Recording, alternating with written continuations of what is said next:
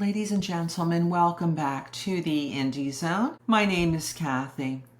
We had previously published some content keeping you apprised of matters that are proceeding in federal court in the matter styled as Scofield versus Guillard.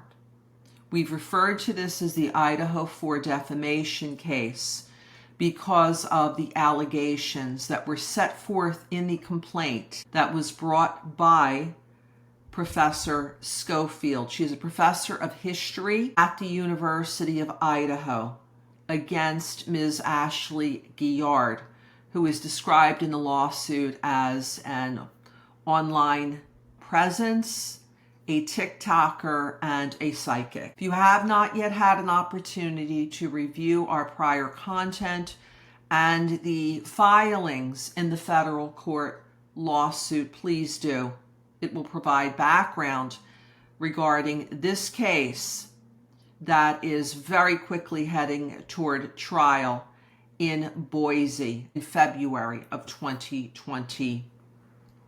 Wanted to bring to your attention some new filings submitted by the plaintiff, Rebecca Scofield. The first that we're going to be discussing in this presentation is the exhibit list in anticipation of trial. This is document number 106, filed October 7th, 2025. It is a total of 4 pages. And if you look at the exhibits that the plaintiff is giving notice that she may introduce at trial, there are a number of items that are listed here. On the first page, this consists of what appears to be or is described as items from the defendant, Ms. Guillard's TikTok account.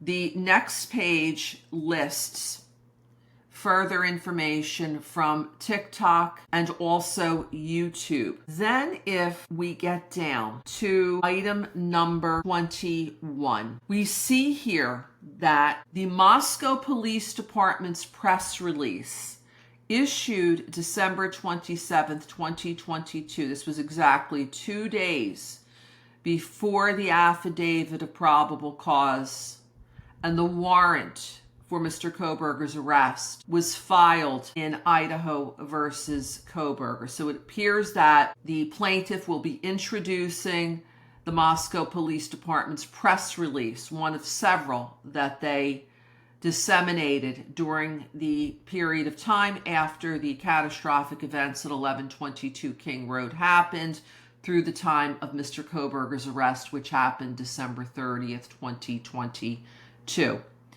Item number 22 on the exhibit list is the indictment in State of Idaho versus Brian C. Kohberger. This was returned by the grand jury in Latah County in May of 2023.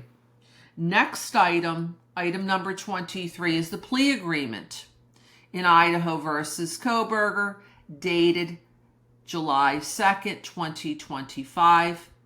And then item number 24 is the judgment of conviction and commitment in the Idaho versus Kohberger case. Then if we look at the next 4 items, the first is a policy from the University of Idaho's faculty staff handbook concerning consensual romantic relationships. And this is what the plaintiff has alleged the defendant had accused her of.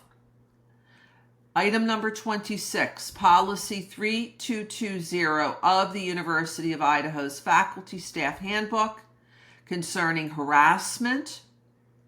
And then there are subpoenas, 2 of them. The first, item number 27 on the exhibit list, plaintiff's subpoena to produce documents, information, or objects to permit inspection of premises in a civil action to the University of Idaho in response. And then item number 28 on the exhibit list, University of Idaho's response to Ashley Guillard's subpoena to produce documents, information, or objects, or to permit inspection of premises. This is dated the 21st of December, 2023. This would have been after this lawsuit was initiated. It was initiated in December of 2022, several days before Mr. Kohberger's arrest. There are other items here that you can read at your leisure. I wanted to point out 19 and 20 that are highlighted here. These are the two pre-suit cease and desist letters that the plaintiff is alleging her counsel sent to Ms. Guillard on November 28th, 2022, and then again on December 8th, 2022. These two cease and desist letters were sent prior to the initiation of the lawsuit. We've addressed what Ms. Guillard had to say about them in a prior presentation on this case. She did, however, admit that she received them. Finally, I am a bit surprised, if I could make a comment, if I could speculate here, that Ms. Guillard's filing in Idaho versus Kohberger back in May of 2025, seeking to enter the case and to have certain documents under seal produced to her, was summarily denied by Judge Stephen J. Hippler on the grounds that she was not a proper party in the case. She therefore did not have what's called standing to be before the court, and the court's instructions, as you can see here, was to seek whatever she was looking for, ask them in a public records request. That is not listed here on the exhibit list.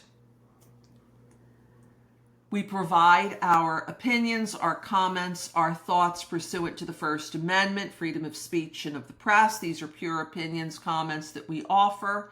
If you have any thoughts, any comments, any opinions, please leave them here. We are going to be offering some further content regarding a multitude of other filings that have hit the federal docket as this case prepares to go to trial. Interestingly, it was supposed to go to trial in Moscow, and then venue was changed for the trial to Coeur d'Alene, and then finally it has been changed to Boise, same city where Mr. Kohberger's trial was scheduled to occur, but was of course canceled when he entered his change of plea, as he did on July 2nd, 2025. This will now conclude this episode of the Indie Zone. My name is Kathy. Thank you for joining us here today.